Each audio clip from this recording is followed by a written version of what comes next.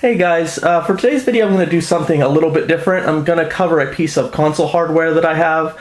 If you watch the channel, you know I mostly do PC hardware and software. I don't do a lot of console stuff, but it's not because I don't like console stuff.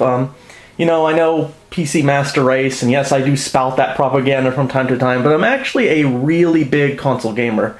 And I do have a pretty sizable console collection of hardware and software. You know, the thing is, you know, even with computer reviews on YouTube, it's kind of like being a pebble on a beach with a million other pebbles. But, you know, when you take that with console hardware reviews and stuff on YouTube, it's more like being a grain of sand on a beach with a million other, or a billion grains of sand. So, you know, a lot of that ground has been treaded very heavily. So I try to stick with the PC side of things, but you know, now and then maybe I do have a thing to add or show. So that's why I'm doing this video, and what I have here, this is my modified, pretty heavily modified Sega Genesis and a Sega CD Model 2. Now I do own a actually modified Sega CD Model 1. That is the one that goes underneath. I kind of like that one a little more. But when I did my move across country, I kind of left that one in storage. It's kind of a fragile unit. I only brought my modified Genesis, and I actually picked up this Model 2 here at a retro game store. It's pretty cheap. Actually, funny story with that is, I kind of knew, I was kind of like 95% sure that you could use a Model 1 with a Model 2 adapter, but when I was at the store, I kind of like asked the clerk. I was like, you know, because there was a little percentage, you know, in my mind I didn't remember, and I was like, is a Model 1, you know, compatible with a Model 2? And the guy's like, no, it's not. And I was like, no, that doesn't seem right. And I was like, but what about, didn't they make like a little plastic adapter piece? And he was like, oh, well, yeah, if you can find one.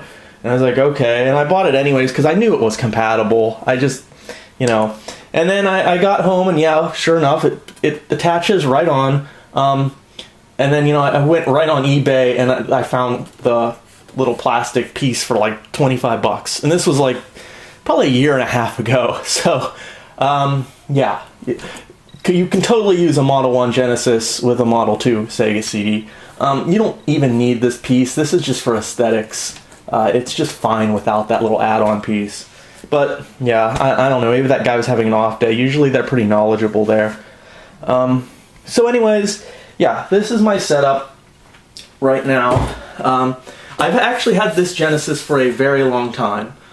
So some things about what you want to look for when you're getting a Sega Genesis, and you really want the Model 1. The Model 1 is the best one all around. Specifically, you probably want to look for one that says high definition graphics on here. That's a sure bet that's probably an earlier one. The Model 1 over the Model 2 and 3, you know, it's fully compatible.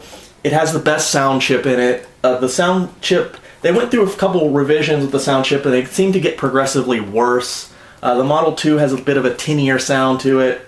I don't have any personal experience with the Model 3, but I haven't heard great things. But yeah, for the best sound, you really want to go with a Model 1. I also want to say, you might want to look, I'm not going to take this off, but underneath on the bottom of these units there's a serial number. And what you want to look for is FJ846E USA SEGA Sega. Now if it's missing the 46E part, it's still a Model 1 and it's still fine, but there were some early units that had well, anyways, they did a revision later with some lockout technology, I think, or something. But anyways, this is an early unit. And the early units, when you put in a game, you don't get that licensed by Sega screen, so it's a little bit faster. And there are a handful of games, like unlicensed games, I believe, that will not work with the later revision of the Genesis. I want to say, like, Populous comes to mind. Maybe a couple other. I'm not 100% sure on that. But yeah, the early ones, they don't have that chip in them, so you can use unlicensed games. So anyways, how is this unit modified? Now keep in mind my Sega CD unit is not modified. I'll talk about that in a minute though. Here, I'm sure everyone knows, this is just standard Genesis controller. So anyways, how this is modified. I'll start with the front. So on the front, you might see this little array of switches I have. And it's a very little curious array of switches. It's my poorly done label there. Anyways, this is a CPU overclock switch and a PAL region switch. So we'll just do the PAL region switch. That's the one over here, and it is for 60 and 50 megahertz. And basically that's for compatibility with PAL region Mega Drive games. Now I tried looking this up before the video a little bit. I think it's the later games, maybe PAL games. There's a couple of them that might have a region lock that checks for region, or perhaps they're optimized for 50 megahertz, because here in the United States, NTSC will use 60 megahertz. So that's just for compatibility. If there's a game that checks, or if there's a game that's optimized for 50 megahertz instead of 60, just flick that switch up, and there you go. I don't actually have any PAL games. That was just kind of like, in the future, I might want some PAL games. So next to that, I have a selection of 3 overclock switches. Now, the base stock overclock, the base CPU speed on this thing is, it's 7.67 megahertz. So I have 3 switches here. The first switch boosts it up to a very modest 8 megahertz. Then I have the second switch, and that boosts up to 10 megahertz, and then finally this last one boosts it to 12 megahertz. I haven't really played around with that much. It's really not too useful. I mean, certain games like Sonic the Hedgehog, do you ever notice when you're playing it and he runs and he hits it and all the rings fly everywhere and the game really slows down? Well, that's where something like boosting it to like 10 megahertz might help. It gets rid of that slowdown. It's not really a big deal, but it's kind of nice to have. I think there's some other later, like Thunder Force 4 or 3 might have some slowdown, and that will help fix that. Some games, especially at 12 megahertz, might start glitching out or playing too fast, but it was a nice option to have that I got done there. I don't know what happens if you put like all of these up at once. Maybe nothing will happen, maybe something horrible will happen. I don't want to try. So, but yeah. So, the LED light, I did change it. It's green now instead of red. Just, I get tired of looking at red LEDs on everything. This slot has, you probably can't see it, but it has been shaved down. And that is because PAL games will fit fine in these, but Mega Drive games from Japan, their size, the shape is a little different, and they won't fit in an unmodified system. So now Mega Drive games from Japan region should fit just fine in this thing. So now we're going to take a look at the back, see what has been done there. So not a whole lot. It doesn't look too weird on the back. Really just there. So first off, we have a US JP region switch, and that's just for Japanese Mega Drive games. It's a different switch than on the front. It was 2 different people that actually, when I bought this system, I originally got it off eBay. I don't even think they allow modified systems on eBay, but somehow it was on there and I won the listing and I got it. And when it came with this modification here and the US Japan switch. And I had the other ones, the CPU overclock and the PAL region switch done by a different guy later. So different switches. And it's a little ugly, but I kind of like this big old switch.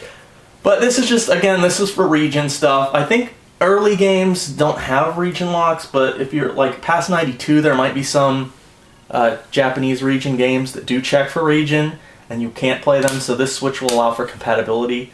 It's also if you want to mix things up, like if you take Streets of Rage and put it in here, in US it's Streets of Rage, if you flip this switch and insert it, just the title screen's, I forget what it's called now. It's like Fists of Fury or Fists or something. Bare Knuckle. That's, where was I getting Fist for? Yeah, it's Bare Knuckle, the JP version. Doesn't change the game really, but yeah. Here's the stereo out RCA.